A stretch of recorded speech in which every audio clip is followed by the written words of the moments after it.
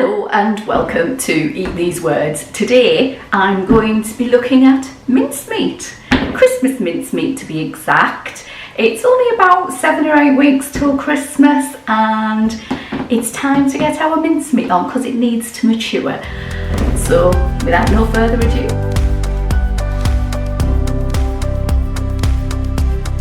these are some of the ingredients that I'm going to need to make mincemeat. We've got our apples, our lemon, our mixed spice, our dried fruit, which you can just leave it at that if you wish, but I'm going to add some cranberries to mine. And I've got a mixture of alcohol. Alcohol preserves the fruit in there so it'll last a bit longer, along with the sugar, which also helps it to preserve. First thing we need to do is peel. I've got a bowl here.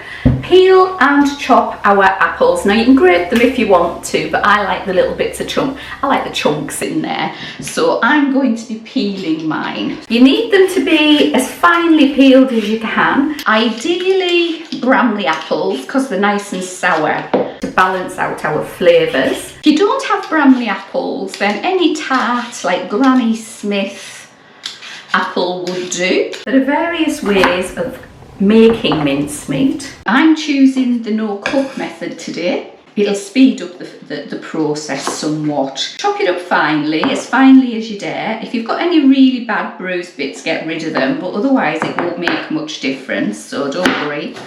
I'll just chop it up and we're going to place it into a bowl. You don't need to put apple in if you don't like apple. I feel it gives it some moisture and a bit of crunch sometimes when you're actually biting into all that mixed fruit, because the mixed fruit is a bit more chewy. It's a good recipe this, in that you don't really have to work hard at it. The only hard part, if you want to call it that, is actually chopping everything up. To the apple I'm going to add the zest of 1 lemon, and these are unwaxed lemons. And remember what I say, the zest is the yellow bit, not the white. Okay. And to the zest, I'm going to add the juice of 1 lemon as well. So just do it through your hands, saves on mess really. Now, mincemeat has been around for a very long time. I think it dates back as far as the 12th century when the Crusades were on, and it came back with the Crusaders, or at least that's the story behind it. In those days it contained meat itself, hence why it's called mincemeat. It used to be a way of preserving and cooking meat in the Middle East, and as it lasted for some time because of sugars in it and the spices, they brought it back with them in the Crusades. And give that a stir. Through that, it got changed over the years to become what it is today. Okay.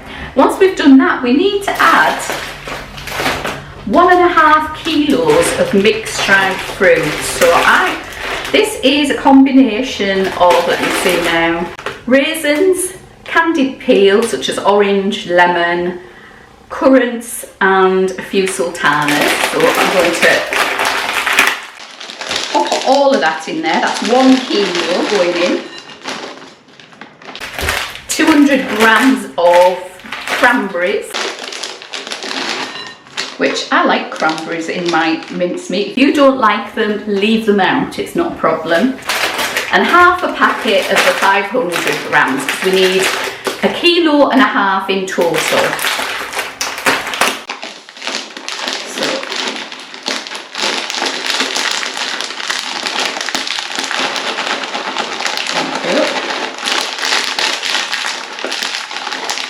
Have to be accurate, just so long as it's roughly.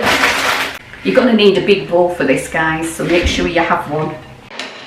The bigger the bowl, the better. Look at that. Doesn't it look lovely? It smells nice as well. I love the smell of Christmas stuff. Homemade is always so much better than shop bought, isn't it? 1.5 teaspoons of mixed spice. If you want to add more, you can do. It's not set in stone.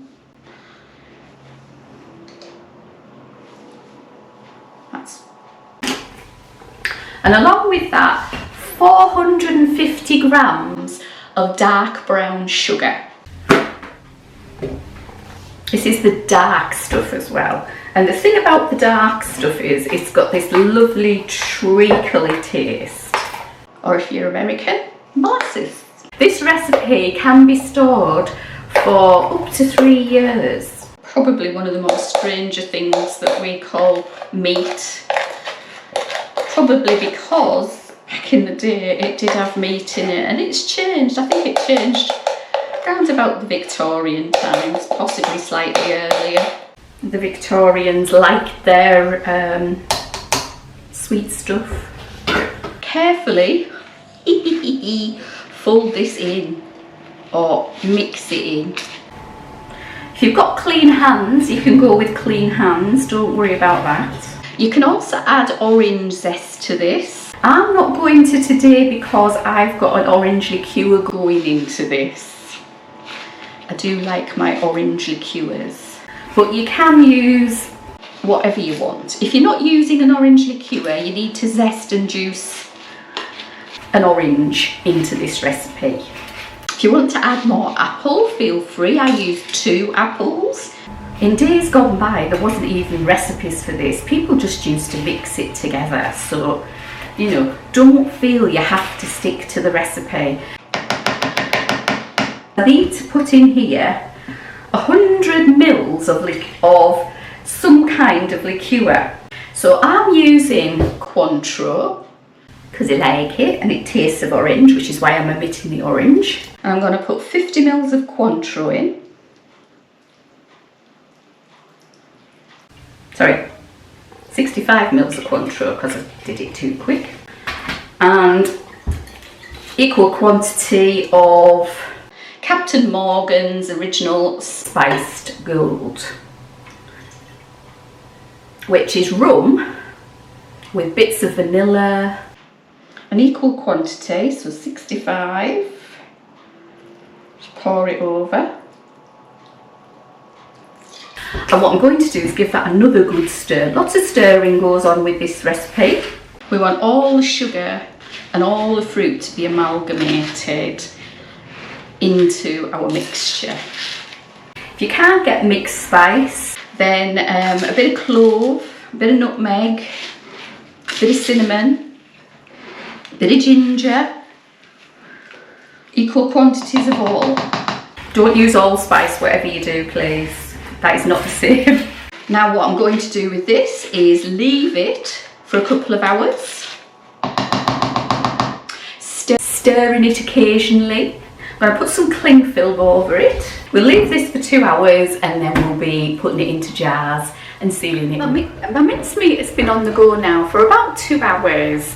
So what I'm going to do now is prepare the jars ready for the mincemeat.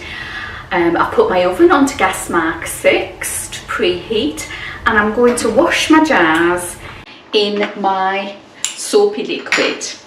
This is probably the way I do this all the time. There are many ways to do this, to sterilise your jars, but I find this, to be honest, the easiest. Take off your lid, give it a wash. These are clean jars to start off with. Give it a wash and then turn it the right way up on your tray. That's the easiest way I know. And what I do is I put the lids next to the jars so I know which lid goes with which jars. Because if you're anything like me, you save up your jam jars and your marmalade jars, condiment jars, anything, just to get a few jars so we can do whatever we need to throughout the year. Right, I'm going to pop these in the oven for about 15 minutes, give my mincemeat a stir, and then we'll get on with the rest of it. So my timer has just gone off to say that my jars are ready in the oven there. So I've knocked the oven off while I do the last part of this recipe, which is to add some beef suet. Now you can use vegetarian suet if that's what you want to do. I've got beef suet here because that's what I've got in my fridge. So I'm just going to pop that in, all of it, and it goes. And we're going to give it a mix through so that it's evenly distributed throughout the mince pie mixture, the mincemeat. Don't add the suet though until you've finished letting your dried fruits steep. You don't need to add any more extra alcohol at this stage. My advice is to jar it up. Needs to sit for a minimum of 2 weeks, possibly more, the longer the better really. And basically use it whenever you want. If it is a bit sort of dry, then I add a little bit more, either Cointreau or rum, whichever I feel the need to add at the time, I've got to be honest. Right, pop that to one side. Be very careful when you're doing this, please. It is so dangerous. So these are wax circles that go on the top of your mincemeat. So I'll get a few out ready. And make sure your hands are clean when you do this. Right? We need to do this while the jars are still hot or warm, or as easy, whatever you can deal with really. And pop it into our jar. And I would hold it over. This is not an easy job. You need to fill it just off the top, just off the rim. And then take in a wax sheet, pop it inside and press down gently. Then take in the lid, which will be warm, seal it, it's not as bad as the jar itself, and pop it to one side. Once you've done all your jars, it's time to give them a bit of a wipe so that you get rid of any stickiness. So take a damp cloth and just give your jars a wipe. And when you've done that, comes the time to label up your mincemeat. So what I always do is I take a label and I write on it what it is, which is mincemeat, and I put the date, and today's date is the 22nd of October 24. Pop it on my jar, and there you have your mincemeat. And just leave that in a cool, dark place. I usually put mine in the garage until you need it, with minimum of 2 weeks. And that's all you need to do. If you like what I'm doing, hit me up with a thumbs up. If you want to, please feel free to subscribe. 90% of people who watch this channel don't actually subscribe to it, which, if you come in, why not subscribe? So there's a little bar underneath that says subscribe, and there's a bell on the side there which will tell you when you get a video from me. I'm not uploading all the time at the moment. Family responsibilities are stopping that. However, I do try to get one out every 2 weeks or so at the moment. For now,